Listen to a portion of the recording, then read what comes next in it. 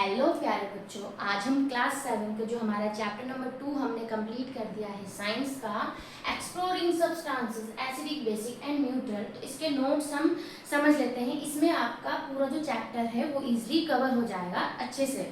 ठीक है, तो देखते हैं सबसे पहले nature our science laboratory. Indicators for testing acid and bases. तो इंडिकेटर्स हम यूज कर रहे हैं एसिड और बेस को टेस्ट करने के लिए। तो सबसे पहले इंडिकेटर्स क्या होते हैं? An indicator is a dye that changes the colour when it is put into an acid और बेस। तो इंडिकेटर एक तरीके से एक डाई है जो क्या कर रही है, जब भी हम उसे किसी एसिड या बेस में पुट कर रहे हैं तो वो अपना क्या कर रही है, कलर को चेंज करते हैं। तो an indicator gives different colours in acid and base. तो ठीक है, एसिड में और बेस में वो डिफरेंट डिफरेंट कलर देता है।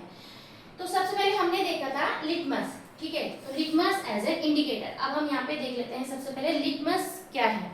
तो litmus is a natural substance obtained from lichens. It is available both as solution and in the form of paper strips known as litmus paper. तो जो लिटमस है वो आपको सोल्यूशन की फॉर्म में भी मिलेगा और साथ ही साथ आपको एज पेपर की फॉर्म में भी मिलेगा, जिसको कि हम क्या कहते हैं, लिटमस पेपर कहते हैं। The litmus paper is available in 2 colours. तो जो आपके लिटमस पेपर है वो आपको 2 कलर्स में मिल रहे हैं, रेड एंड ब्लू। कौन से कलर में मिल रहे हैं? Red colour and blue colour में। तो यहाँ पे हमने देखा लिटमस आपको 2 कलर्स में अवेलेबल है, रेड एंड ब्लू। ठीक है, तो substances that turns blue litmus paper to red. ऐसे सब्सटेंसेस जो क्या कर रहे हैं, ब्लू लिटमस को आपके रेड में कन्वर्ट कर रहे हैं। It means those substances are acidic in nature. इसका मतलब वो सब्सटेंसेस कैसे हैं, एसिडिक हैं। And while those substances that turns red litmus paper to blue are basic in nature. अब जो आपके रेड को ब्लू में कन्वर्ट कर रहे हैं, it means those substances are basic in nature. तो since litmus shows different color in acidic and basic solution, it is called an acid base indicator। आपने देखा कि जो लिटमस है वो आपका एसिडिक और बेसिक सोल्यूशन में दोनों में ही डिफरेंट डिफरेंट कलर शोज कर रहा है। तो इसको हम एसिड बेस इंडिकेटर भी कहते हैं, क्योंकि एसिड बेस दोनों को ही इंडिकेट करने के लिए काम आ रहा है, इसीलिए हमने इसको कहा एसिड बेस इंडिकेटर। तो यहाँ पे आपने देखा लिटमस। तो अब हम देख लेते हैं, जैसे कि आपने क्लासेस में भी पढ़ा था लास्ट कि हमने 3 ग्रुप लिए थे। तो ग्रुप ए में थे आपके पास में लेमन जूस, आंवला juice, tamarind water and vinegar turn the blue litmus paper to red. ये क्या कर रहे थे, ब्लू लिटमस को आप ये रेड में कन्वर्ट कर रहे थे। It means these substances are acidic in nature. इसका मतलब क्या हुआ कि ये सब्सटेंसेस कैसे हैं, एसिडिक हैं। उसके बाद में हमने लिया था ग्रुप बी। ठीक है, हमने क्या लिए थे, ग्रुप बी। तो ग्रुप बी में हमारे पास क्या क्या थे, soap solution, baking soda solution, lime water, ठीक है, वॉशिंग पाउडर सोल्यूशन। तो ये हमारे ग्रुप बी के सब्सटेंसेस थे। तो ये क्या कर रहे थे, turn the red litmus paper to blue. ये क्या कर रहे थे, रेड लिटमस पेपर को ब्लू में कन्वर्ट कर रहे थे। Hence these substances are basic in nature. इसका मतलब क्या हुआ, ये सब्सटेंसेस कैसे हुए, बेसिक हुए नेचर में। तो यहाँ पे आपने एसिड और बेस देखे, एसिडिक नेचर वाले और बेसिक नेचर वाले। लास्ट हमने देखे थे आपके ग्रुप सी भी हमने देखा था। तो ग्रुप सी में हमारे पास था, क्या था, tap water, sugar solution and salt solution. ये क्या कर रहे थे, did not change the colour of either litmus paper. किसी भी लिटमस पेपर का कलर चेंज नहीं कर रहे थे।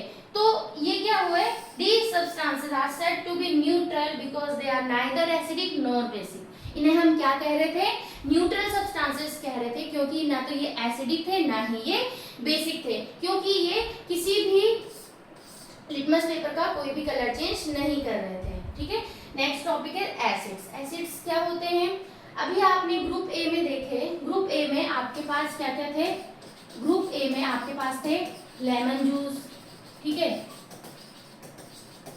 आंवला जूस, विनेगर, टैमरिंड वाटर, ये सब थे आपके पास में। तो ये आपने देखे होंगे। इन सब चीजों में कॉमन क्या है, इनका जो टेस्ट होता है वो कैसा होता है, खट्टा, सोर। तो acid are those chemical substances which have a sour taste. जिनका टेस्ट कैसा होता है, सोर होता है। And acid changes the colour of the blue litmus to red. ये आपने अभी भी देखा कि एसिड्स क्या करते हैं, ब्लू लिटमस को रेड में कन्वर्ट कर देते हैं। ठीक है, इतना हमने देखा। अब यहाँ पे कुछ आपके पास कुछ सब्सटेंसेस हैं और उनमें एसिड्स प्रेजेंट हैं, कुछ सब्सटेंसेस हैं उनमें एसिड्स प्रेजेंट हैं। तो हमने देखना है कि कौन से सब्सटेंसेस में कौन से एसिड मिल रहे हैं, ये आपको अच्छे से याद कर लेना है, ठीक है।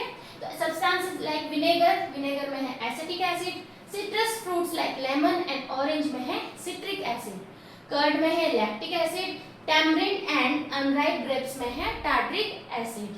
नेक्स्ट इज टोमेटोज में है आपका oxalic acid and ant sting में है फॉर्मिक एसिड और मिथुनिक एसिड। आपने पढ़ा भी था कि जब चींटी काटती है तो क्या है, वो एक एसिड रिलीज करती है, तो वो एसिड आपका फॉर्मिक एसिड या हम उसको मिथुनिक एसिड भी बोलते हैं। उसके बाद आता है हमारे पास बेसिस। अभी हमने देखा एसिड्स, वैसे ही अब हमारे पास बेसिस हैं। बेसिस में हमने देखे थे ग्रुप बी के सब्सटेंसेस थे हमारे पास में। तो bases are those chemical substances which have a bitter taste. इनका जो स्वाद होता है, टेस्ट होता है कैसा था, बिटर, यानी कि कड़वा। अब इसका मतलब ये नहीं कि हर कड़वी चीज बेस हुई, ऐसा जरूरी नहीं है, लेकिन जो भी है bases have bitter taste. All the bases change the colour of the red litmus to blue. ये क्या करते हैं, रेड लिटमस को ब्लू में कन्वर्ट कर देते हैं, ठीक है, red to blue. And basic substances are generally slippery to touch, ठीक है। जैसे आपने देखा होगा सोप सोल्यूशन ही है, अगर आप उसको टच करेंगे कैसे होता है, वो स्लिपरी, है ना। वैसे ही बेकिंग सोडा सोल्यूशन लेंगे तो इनका जो टच होता है वो कैसा होता है, स्लिपरी। तो आप इस तरीके से एसिड और बेस के बीच में यहाँ पे डिफरेंस भी लिख सकते हैं, ठीक है। इतना समझ आया। Now the next one is red rose as an indicator. अब हमने नेक्स्ट देखा था नेचुरल इंडिकेटर्स, ठीक है, नेचुरल इंडिकेटर्स। तो नेचुरल इंडिकेटर्स में हमने एक देखा था रेड रोज एक्सट्रैक्ट। तो सबसे पहले इसको प्रिपेयर कैसे किया जाता है, आपको क्या करना है, रेड रोज लेने हैं, ठीक है। Red rose extract is prepared by soaking the red rose petals in a hot water for some time, ठीक है। आपको क्या करना है, कुछ रेड रोज पेटल्स लेने हैं, उसको गर्म पानी में हॉट वाटर में कुछ टाइम के लिए सोक करने के लिए रख देना है। उसके बाद आपको क्या करना है, उसको फिल्टर करना है। जब आप फिल्टर करेंगे जो पेटल्स वाला पार्ट है उसको ऐसे रहने देंगे, और आपको जो फिल्ट्रेट मिला, ठीक है, आपको जो फिल्ट्रेट मिला आपको, ठीक है, रेड कलर में, वही आपका क्या है, रेड रोज एक्सट्रैक्ट है। तो एसिडिक, अब देख लेते हैं इस रेड रोज एक्सट्रैक्ट का एसिडिक और बेसिक सॉल्यूशन में क्या इफेक्ट पड़ता है। Acidic solution, in the presence of acid the red rose extract will turn a deeper shade of red. Acidic solution में क्या होता है, इसका जो कलर है रेड और भी ज्यादा गहरा रेड हो जाता है, डीपर रेड में वो कन्वर्ट हो जाता है। तो एसिडिक सॉल्यूशन में तो इसका ये इफेक्ट है। बेसिक सॉल्यूशन में क्या करता है, when added to a base the red rose extract will change its colour to green. जब इसको बेसिक सॉल्यूशन में ऐड किया जाता है तो इसका कलर रेड से ग्रीन में कन्वर्ट हो जाता है। किस में कन्वर्ट हो जाता है, रेड से ग्रीन में कन्वर्ट हो जाता है। और न्यूट्रल में क्या होता है, नो चेंज, ठीक है, इसमें कोई भी चेंज नहीं होता। तो रेड रोज एक्सट्रैक्ट अगर हम देखेंगे तो क्या इफेक्ट करता है एसिडिक सॉल्यूशन में। एसिडिक सॉल्यूशन में जो रेड है वो आपका डीपर रेड में कन्वर्ट हो जाता है कलर, है ना। और बेसिक सॉल्यूशन में क्या हुआ, बेसिक सॉल्यूशन में रेड आपका किस में कन्वर्ट हो जाता है, ग्रीन में कन्वर्ट हो जाता है। और न्यूट्रल में रेड से किसी भी कलर में चेंज नहीं हुआ, नो इफेक्ट, ठीक है। ये आपको अच्छे से समझ आना चाहिए, ठीक है। तो रेड रोज एक्सट्रैक्ट का इस तरीके से आप एसिडिक, बेसिक और न्यूट्रल में डिफरेंशिएट कर सकते हैं। तो रेड रोज एक्सट्रैक्ट ऐसा इंडिकेटर हुआ जिसमें आपने क्या किया, एसिडिक, बेसिक और न्यूट्रल तीनों को ही आप डिफरेंशिएट कर पा रहे हैं। ऐसे ही हमारे पास नेक्स्ट नेचुरल इंडिकेटर है टर्मरिक, ठीक है। लेकिन जो टर्मरिक है वो आपका सिर्फ और सिर्फ बेसिक सोल्यूशन को फाइंड आउट करने के लिए काम आता है, क्योंकि क्या होता है कि येलो कलर रेड में कन्वर्ट हो जाता है बेसिक में, ठीक है। लेकिन एसिडिक और न्यूट्रल में इसका कोई भी इफेक्ट नहीं पड़ता। तो देख लेते हैं, turmeric is a natural indicator, turmeric contains yellow die, it turns red in basic solution, ठीक है। तो बेसिक में तो ये क्या होता है, रेड में कन्वर्ट हो जाता है। But turmeric paper can be used to test basic substance, however it cannot differentiate between acidic and neutral substances। Acidic और न्यूट्रल सब्सटेंसेस के बीच में आप कोई भी डिफरेंस इसमें फाइंड आउट नहीं कर पाएंगे। इसीलिए जो आपका टर्मरिक है वो सिर्फ और सिर्फ बेसिक सोल्यूशन के लिए आपका काम आएगा। Next one is olfactory indicators. Olfactory indicators क्या होते हैं, अभी जो इंडिकेटर्स थे वो हम उसमें हमने क्या किया, लिक्विड बनाया फिर करा, है ना, अभी तक लिक्विड बनाया या पेपर स्ट्रिप हमने लिया, अब हम और उसको हम किससे देख रहे थे, कलर से हम उसको डिफरेंशिएट कर पा रहे थे। अब हमारे पास है olfactory. Olfactory means relating to the sense of smell, ठीक है, जिसमें हमने स्मेल के थ्रू फाइंड आउट करना है द सब्सटेंस इज एसिडिक और basic. Those substances which smell changes in acidic और basic solution are called olfactory indicators. जिनका एसिडिक और बेसिक सोल्यूशन में स्मेल चेंज हो जाए उनको हम कहते हैं olfactory indicators. Onion has a characteristic smell. सबसे पहले आप बनाएंगे कैसे, आपको क्या करना है, क्लॉथ ले लेना है बारीक बारीक स्ट्रिप में या फिल्टर पेपर आपने ले लेने हैं और उसको क्या करना है, रात भर के लिए छोटे छोटे प्याज के टुकड़े करने हैं, उसके साथ ढका के रख देना है, उसको ढक के रख देना है। सुबह आप देखेंगे उनको स्मेल करेंगे तो आपको उसमें अनियन की एक स्मेल आएगी, ठीक है। तो when the basic solution is added to the cloth strip, अब इसमें अगर हम बेसिक सोल्यूशन ऐड करेंगे then the onion's smell can not be detected, हम उस अनियन की स्मेल को डिटेक्ट नहीं कर पाएंगे, वो स्मेल क्या हो जाएगी, गायब हो जाएगी, ठीक है।